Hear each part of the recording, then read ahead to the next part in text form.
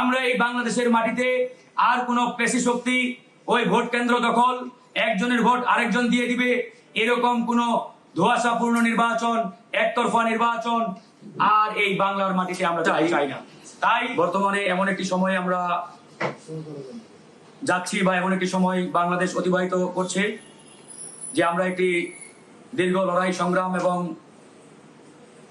রক্তস্নাত গণঅভ্যুত্থানের মাধ্যমে এই বাংলাদেশকে গত 5ই আগস্ট ফ্যাসিবাদ মুক্ত করেছি।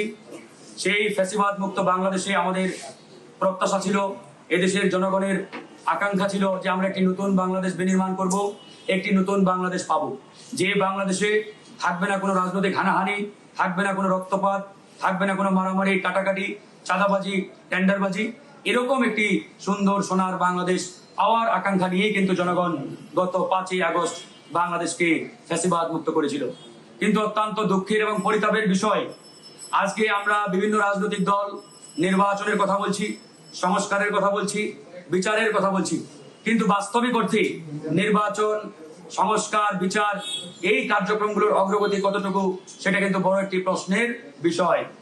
ইতিমধ্যে আমরা দেখতে পাচ্ছি আগামী ডিসেম্বর কিংবা ফেব্রুয়ারি কিংবা এপ্রিল যখনই নির্বাচন দিক বা নির্বাচন হোক, কিন্তু নির্বাচনের যে প্রাইম কন্ডিশন, যে ফান্ডামেন্টাল কন্ডিশন, যে একটি অবাধ, সুষ্ঠু, নিরপেক্ষ পরিবেশ তৈরি করা, লেভেল প্লেইং ফিল্ড তৈরি করা, এমন একটি এনভায়রনমেন্ট তৈরি করা যেখানে প্রত্যেকটি রাজনৈতিক দলের প্রার্থীরা নির্ভয়ে নির্বিঘ্নে তাদের নিজ নিজ এলাকায় ক্যাম্পেইন করতে পারবে, গণসংযোগ করতে পারবে, মিটিং মিছিল করতে পারবে।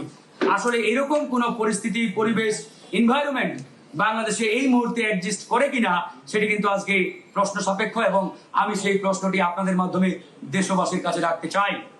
ইতিমধ্যে আমরা দেখেছি গণ অধিকার পরিষদের বিপ্লবী সভাপতি, ডাকসুর সাবেক ভিপি জনাব নুরুল হক নূর, যিনি বারবার কারা নির্যাতিত হয়েছেন, ফ্যাসিবাদের আমলে সবচাইতে বেশি নির্যাতনের শিকার হয়েছেন এবং ফ্যাসিবাদের আমলে শত শত হামলার শিকার হয়েছেন, বাধার সম্মুখীন হয়েছেন, তারপরেও কিন্তু দমে যান নাই। ভিপি নুরুল হক নূরের উপরে তার নির্বাচনী এলাকা পটুয়াখালীতে সেখানেও বাধা দেওয়া হয়েছে, হামলা চালানো হয়েছে এবং তাকে এক প্রকারের অবরুদ্ধ করে রাখা হয়েছিল ঘন্টার পরে ঘন্টা।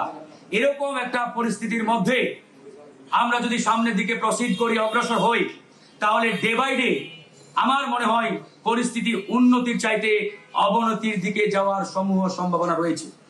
এই জন্য আমরা বলেছি যে নির্বাচন হওয়ার যে ফান্ডামেন্টাল কন্ডিশন, যে প্রাইমারি কন্ডিশন, সেটা যতদিন না পূরণ হয়, বাস্তবায়ন হয়, যতদিন না আমরা আসলে জনগণের সামনে হাজির করতে পারি, ততদিনে ওই নির্বাচনের তফসিল বলেন বা নির্বাচনের ঘোষণা বলেন, এরকম কোনো বিষয় হলে সেটা হবে অর্থহীন। আমরা এই বাংলাদেশের মাটিতে আর কোনো রকিব মার্কা, হুদা মার্কা নির্বাচন দেখতে চাই না। আমরা এই বাংলাদেশের মাটিতে আর কোনো পেশি শক্তি ওই ভোট কেন্দ্র দখল, একজনের ভোট আরেকজন দিয়ে দিবে, এরকম কোনো ধোঁয়াশাপূর্ণ নির্বাচন, একতরফা নির্বাচন আর এই বাংলার মাটিতে আমরা দেখতে চাই না। তাই আগামী যে নির্বাচন, সেই নির্বাচন যখনই হোক, এই নির্বাচন হতে হবে শতভাগ ফ্রি অ্যান্ড ফেয়ার, অবাধ এবং সুষ্ঠু। এই নির্বাচনে প্রত্যেকটি দল, প্রত্যেকটি প্রার্থী নির্ভয়ে নির্বিঘ্নে যাতে অংশগ্রহণ করতে পারে এবং ভোটাররা যাতে নির্ভয়ে ভোট কেন্দ্রে গিয়ে তাদের পছন্দ মতো প্রার্থীকে ভোট দিয়ে নির্বাচিত করতে পারে, এরকম একটি পরিবেশ তৈরি করতে হবে। এই পরিবেশ যতদিন না তৈরি হচ্ছে, যতদিন না এই আলামত আমরা পাচ্ছি, ততদিনে আসলে নির্বাচনের কথা বলা, নির্বাচনের জন্য তাগাদা দেওয়া, এটা আসলে একবারে অর্থহীন হয়ে যাবে।